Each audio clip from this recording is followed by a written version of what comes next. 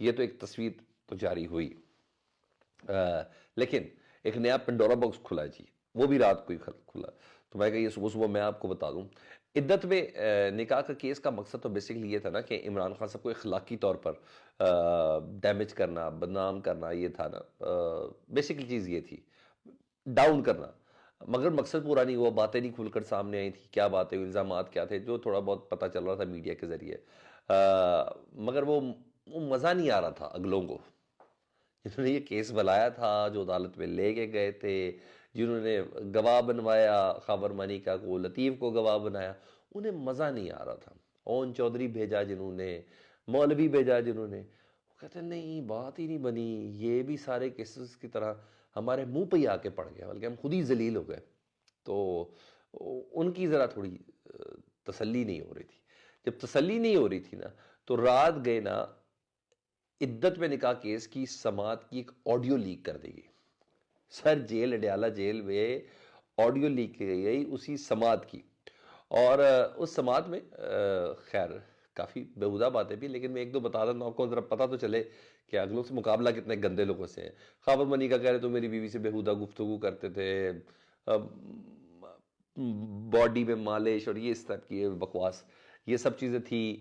میری تصویر دیکھ کر میرے بیڈ روم میں جو لگی تھی، تم کہتے تھے یہ تصویر بڑی گندی ہے، بیڈ روم سے تو میری تصویریں اتروا لی، لائک اس طرح کی باتیں. وہ آڈیو میں نے سنی ہے، اس میں یہ ہے. تو اب دیکھیں الیکشن سے 2 دن پہلے اس طرح کی مبینہ آڈیو مارکیٹ میں لے کے آنا، اب ظاہر بات ہے سوشل میڈیا پر پورا دن چلے گی 2 دن، اور وہ ٹک ٹاک شک ٹاک پہ سب چیزیں بنیں گی، اور 2 دن ان سے خوب کھیلا جائے گا. اور صافی بتاتے ہیں کہ جیل میں سماعت کے دوران نا ان کی جامع تلاشی ہوتی ہے. جامع تلاشی میں کسی قسم کی کوئی بگنگ ڈیوائس، ریکارڈنگ ڈیوائس، یہ تمام چیزیں چیک کیا تھے. اور میرے صافی تو بتاتے ہیں کہ انتہا کی حد تک ان کو چیک کیا جاتا. جب یہ چیزیں تھیں تو مطلب کوئی صحافی تو ہو نہیں سکتا جس نے یہ ریکارڈنگ ڈیوائس یا یہ ڈیوائس ادھر لگائی ہو، پلانٹ کی. تو پھر یہ کس کا کام ہو سکتا ہے؟ تو سر یہ اس کا کام ہو سکتا ہے جو آلریڈی ادھر موجود ہو یا موجود ہی رہتا ہو، اور وہ کوئی اور نہیں، جیل کے افسران ہیں. ظاہری بات ہے کسی کے کہنے بھی کریں گے نا، تو وہ جیل کے افسران ہیں. تو انہوں نے، یا جیل کا کوئی سٹاف ایسا ہوگا، بہرحال انہی میں سے کوئی ہے. اور بہرحال کمال کر دیا یہ غلاظت میں گھرے ہوئے لوگوں نے.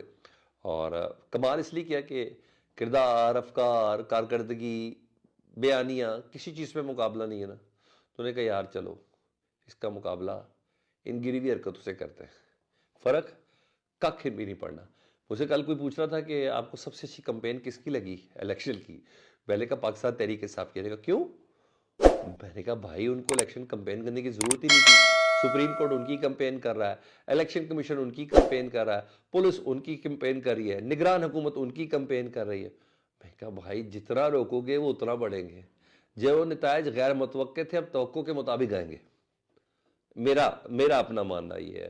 حالانکہ اس کو نہ لاکھوں کا جلسے ہے اس کی بچت، نہ ڈی جے کا خرچہ اس کی بچت، نہ پاکستان تحریک صاحب کا کوئی بندے کو پینیفلیکس آپ نے کی اس کی بھی بچت، نہ ہی کو پولنگ آفس کھولنے کی بچت، نہ ہی الیکشن آفس کھولنے کی، ہر چیز کی بچت ہی بچت. نہ ہی ٹی وی پہ کوئی ایڈ، نہ ہی بھائی آپ تو مزیدار کام ہے.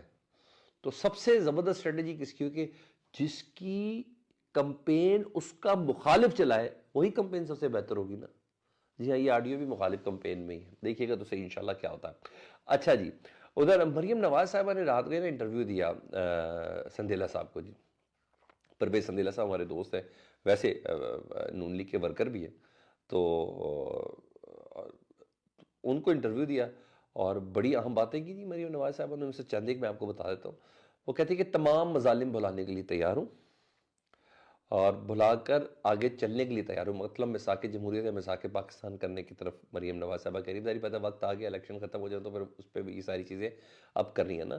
تو پاکستان تحریک انصاف کے نوجوانوں کو دعوت دیتی ہوں کہ وہ مسلم لیگ نون میں شامل ہوں، یہ نواز شریف صاحب کا ساتھ دیں. اور ہاں بڑی خاص بات انہوں نے کی، انہوں نے کہا 9 مئی میں جو ملوث نوجوان ہیں ان پر مجھے ترس آتا اور دل کر رہا ہے کہ ان کے گھر جاؤں، ان کو ایڈ فراہم کروں، ان کو لیگل ایڈ فراہم کروں. ان کے گھر میں کوئی پرسان حال نہیں ہے. مطلب اشارہ گڈ جیسچرز دے دے گا. وہ باتیں وہ شاید ابھی بولا ووٹ لینا ہے نا، اس طرح تھوڑی ہوتا ہے سر، اس طرح تھوڑی ہوتا ہے. زخم بھی دیں، چھیل بھی دے، اس کو تازہ بھی رکھے، رونے بھی نہ دیں، گھر بھی نہ جانے دیں، اسپتال بھی نہ جانے دیں، پھر کہتے ہیں صلح ہو گئی. نہیں، ایسے نہیں ہوتا. دیکھیں ووٹ پہ آپ کو کیا نتیجہ ملتا ہے. بہرحال جو مجھے لگ رہا ہے میں تو خیر وہی آپ کو بتا رہا ہوں. بلاول بھٹو زرداری صاحب نے کل ایک دھمکی دی ہے، اور وہ دھمکی بڑی تگڑی ہے اور بڑی خطرناک دھمکی ہے. اگر اس دھمکی کو دیکھا جائے نا تو یہ دھمکی بلاول صاحب کے نا سیاسی کیریئر کا اختتام کر سکتی ہے، ان کو بند گلی میں لے کے جا سکتی ہے، کھڑا کر سکتی ہے. مگر یہ سوال ہے کہ وہ ایسا کیوں کر رہے ہیں، یا کسی کے کہنے پہ کر رہے ہیں، یہ بڑی بات ہے. یہ کہنا بنتا نہیں تھا. مجھے کہیں ایسی سی صورتحال کوئی نظر آ نہیں رہی تھی، یہ ہم سے کروایا گیا.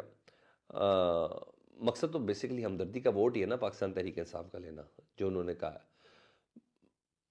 مگر کیسے کریں گے؟ وہ کہتے ہیں کہ اگر میرے ووٹ پر کسی قسم کا ڈاکہ مارا گیا نا میرے ووٹ پر، تو آپ یعنی آپ لفظ استعمال کر رہے ہیں، تو آپ 9 مئی کو بھول جائیں گے. یا آپ کون ہیں؟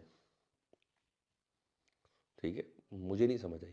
آپ 9 مئی کو بھول جائیں گے مطلب عمران خان صاحب کو بھول جائیں گے. وہ یہی کہہ رہے ہیں نا، میں وہ نہیں ہوں، میں آگے آؤں گا. اور یہ بڑی مانی خیز اسٹیٹمنٹ ہے. میں کاپی پیسٹ کیا آپ کو، کوڈ اینڈ کوڈ کیا آپ کے ساتھ. تو یہ دھمکی کیوں دینی پڑ رہی ہے؟ مطلب یا تو بلاول بھٹو کو کچھ نظر آ رہا ہے ہوتا ہوا، یا ان کو کہا جا رہا ہے کہ آپ ذرا کریں تو اسی بہانے ساتھ پی ٹی آئی کا آپ کو سمپتی ووٹ مل جائے، یا وہ ایسا کرنا چاہ رہے ہیں. بہرحال بات بڑی ہے. ٹھیک ہے، وہ تو دو مختلف خبریں چل رہی ہیں، وہ بھی خطرناک ہے جی، اور وہ پل کے پھیلائی جا رہی ہیں. ان میں ایک پاکستان کے وزیر داخلہ صاحب ہیں، انہوں نے کہا جی اگر پولنگ ڈے پر ہمیں سیکیورٹی کے پیش نظر اگر انٹرنیٹ بند کرنے کی کوئی درخواست دی گئی نا تو ہم اس پر غور کریں گے. ٹھیک ہے، مطلب اگر بند ہو گئے تو یعنی سوشل میڈیا بند ہو گئے تو بھائی کون بتائے گا؟ کون بتائے گا؟ بڑا میڈیا تو بک گیا ہے. وہ تو سب کا سب اعلان کر رہے ہیں کہ اگلا وزیر اعظم نواز شریف صاحب بن گئے، بن جائیں گے نہیں، بن گئے، وہ اعلان کر رہے ہیں. تو سوشل میڈیا آپ کو بتائیں گے نا دھاندلی کہاں ہو رہی ہے، کہاں چوری کا ووٹ ڈالا جا رہا ہے، کہاں ٹھپے ڈالے جا رہے ہیں، کہاں شناختی کارڈ کے ذریعے ووٹ ہو رہا ہے، کہاں دھونس ہو رہی ہے، کہاں دھاندلی ہو رہی ہے، کہاں طاقت استعمال ہو رہی ہے.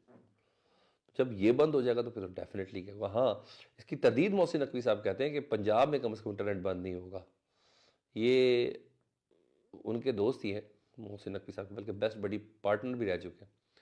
وہ یہ کہہ رہے ہیں وزیر داخلہ کہ اگر درخواست ملی تو کریں گے. ادھر محسن نقوی صاحب کہہ رہے ہیں نہیں، ڈیفینیٹلی اس کے پیچھے. ہاں، پاکستان تحریک انصاف نے ایلن مسک جی، ایکس کے مالک، ٹویٹر کے مالک، ان کا ایک اپنا سیٹلائٹ بھی ہے سٹار لنک کے نام سے، ان سے انہوں نے درخواست کی. ان کو پتہ ہے پاکستان تحریک انصاف کو کہ 8 فروری کو بند ہوگا انٹرنیٹ. تو انہوں نے کہا جی ہمیں سٹار لنک کی رسائی دی جائے ایکشن کور کرنے کے لیے، الیکشن کے ڈے کے لیے. تو یہاں یہ درخواست جاری ہے.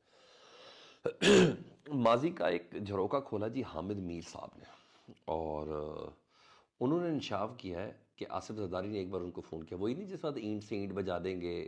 انہوں نے اسٹیبلشمنٹ کو کہا تھا آپ نے 3 سال کے لیے آتے ہیں، ہم نے تو پھر ادھر ہی رہنا ہے.